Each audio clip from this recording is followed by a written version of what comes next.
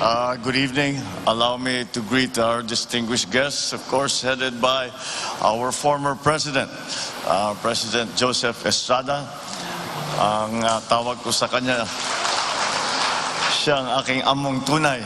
Mula nung siya'y naging Pangulo, ang tawag ko kay Pangulong Erap ay ang aking among tunay. Hanggang ngayon, kahit tayo napalaran na, Boss, among tunay. Good to see you po.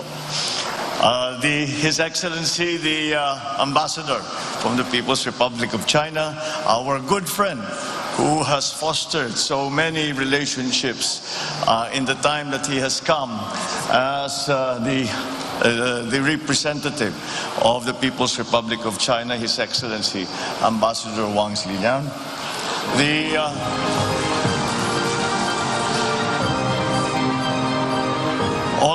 All of those of you who have worked hard in the association of the Chinese-Philippine understanding that we have tried to work on since the diplomatic ties were normalized in 1975.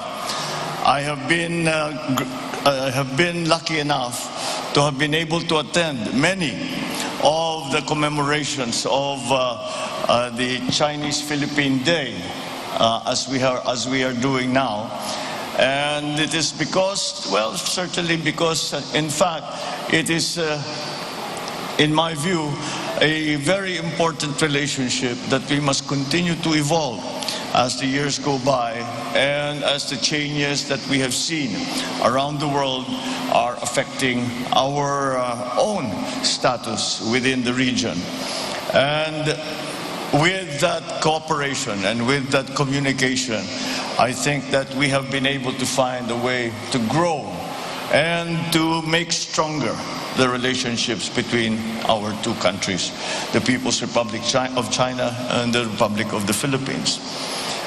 In many ways, the signing of the diplomatic agreement between the People's Republic and the Republic of the Philippines in 1975 was just a formalization or a normalization of an informal relationship that has been shown to go back at least to the Tang Dynasty. And that is how long the relationship between the Philippines and China has been going on, and this is at very many levels. And with the addition now of the addition in 1975 of the signing and normalization of diplomatic relations between our two countries, we formalized that informal relationship and added another facet to our dealings, in that we added government to government. And that has been something that I believe has been very advantageous to both our countries. And so how do I see the future between China and the Philippines? I see the future of China and the Philippines developing in many ways that maybe we do not see now. I will encourage our relationship to not only be in the very strict and formal senses of business or government to government or public and private partnerships. All of those we will encourage. But I learned a term in one of the conferences I was invited to in China, and it is a good term because it is, I believe, presents for us another opportunity to grow closer. And that term that I learned from the Chinese is people to people. And I think that it is another place, another area, another direction that we can explore to strengthen our foundations, to strengthen the foundation of our partnership, our friendship, and so that we move forward together into the future. The difficulties, the differences we may have will be helped in every way as long as we continue trying and continue to communicate and continue to be forthright in the interests of each of our countries. I am of the firm belief that as we try to make our way in the post-pandemic world, then that each country, will not be able to thrive, to survive and to thrive by itself. We have developed such a close global community, both in politics, both in diplomacy, also in business, and so that it is not possible any longer for a single country to make its own way and say that they will succeed. I truly believe that it is the partnerships and alliances that we as a country will make with our friends and allies and partners around the world that will keep the stability of our economic recovery. And I think that, again, the synergy that will come from that cooperation is what I believe will bring us forward to a bright future. And to come to the day when we can say we are beyond the pandemic crisis. We are beyond the economic crisis brought on by the pandemic. We can only do it, certainly in the Philippines, we can only do it with our partners.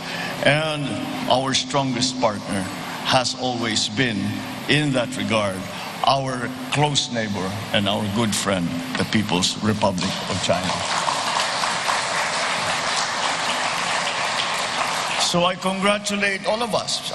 We in the Philippines are celebrating our 124th Independence Day. And together with that, we celebrate the 47th commemoration of the signing of diplomatic relations between the People's Republic of China.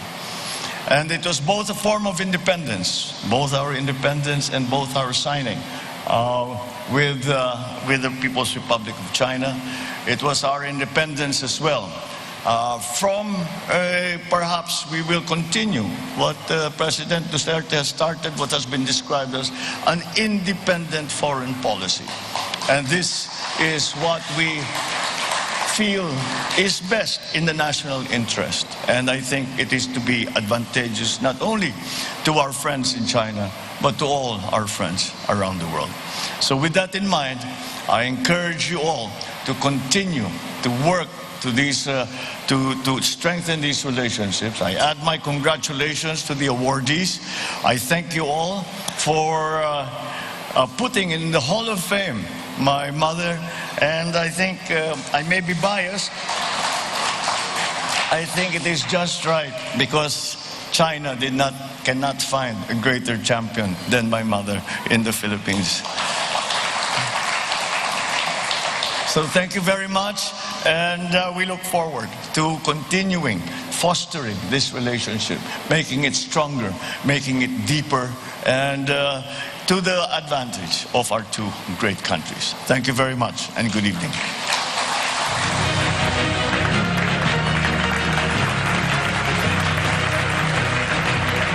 Thank you, Philippine President-elect Ferdinand Romualdez Marcos Jr.